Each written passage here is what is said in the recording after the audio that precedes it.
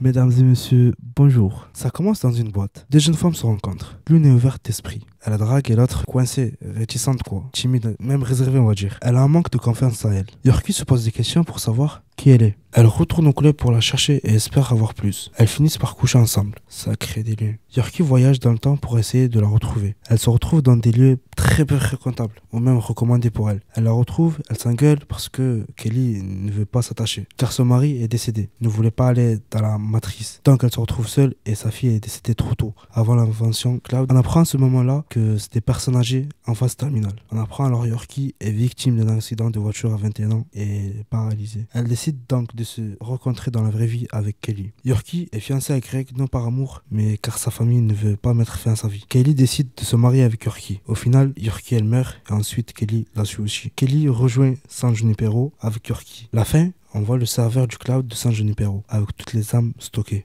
Alors, je vais vous parler de l'atmosphère visuelle et des décors dans un premier temps, et ensuite de l'atmosphère sonore et du développement des personnages dans une seconde partie.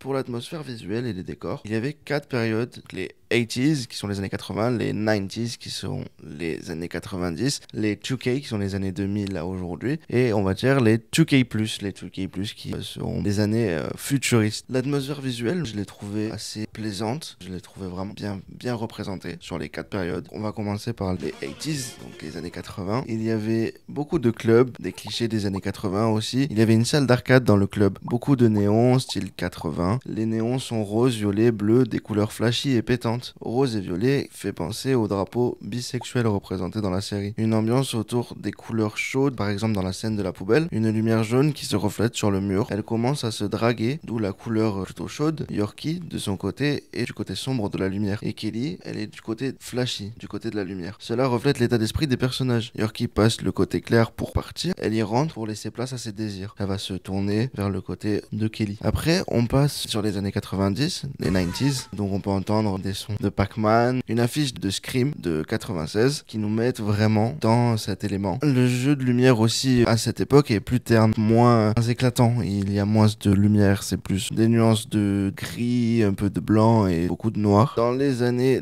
2000, les 2K, les machines de jeu sont différentes, les tenues aussi sont différentes, les coiffures également. Tout a changé pour laisser place à des thèmes plus simplifiés. Il y avait des machines de danse qu'on appelle des tapis dansants. Maintenant, on va passer à la période après les années 2000, voire 2020, enfin le futur. On peut y voir un style vraiment minimaliste. Beaucoup de voitures carrées, les couleurs sont froides, tout est très net, tout est sobre en fait. Et puis enfin, on voit la journée qui n'était pas arrivée depuis le début de l'épisode. Là, il fait beau. On voit le bleu du ciel, tout est magnifique. Mais tout est un peu terne aussi, dans le sens où l'ambiance est un peu morbide, l'ambiance est très froide. Donc là, je vais passer à la deuxième partie, la seconde partie, l'atmosphère sonore et le développement des personnages. Donc il y a différentes musiques, c'est de la musique des époques. Pour les années 80, l'atmosphère est pesante dans certaines scènes, la musique c'est vraiment angoissante, c'est vraiment très très gênant. Tout ça tourne beaucoup autour du dialogue, on les entend souvent parler, toujours en train de communiquer. Elles se découvrent à travers ces dialogues, il n'y a pas vraiment de gros moments d'action,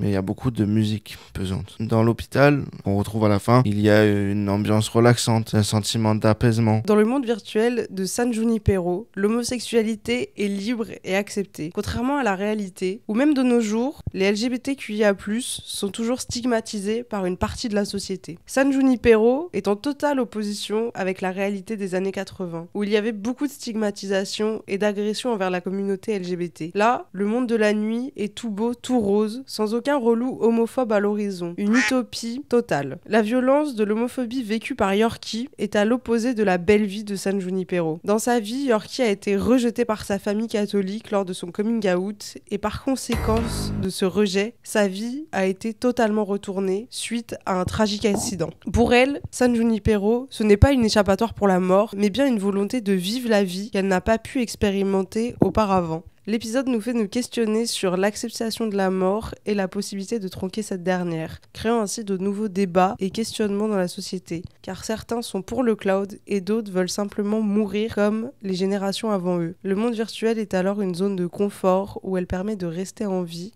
sans se soucier de la mort et permet d'avoir tout ce que l'on veut sans suivre le cours de la vie.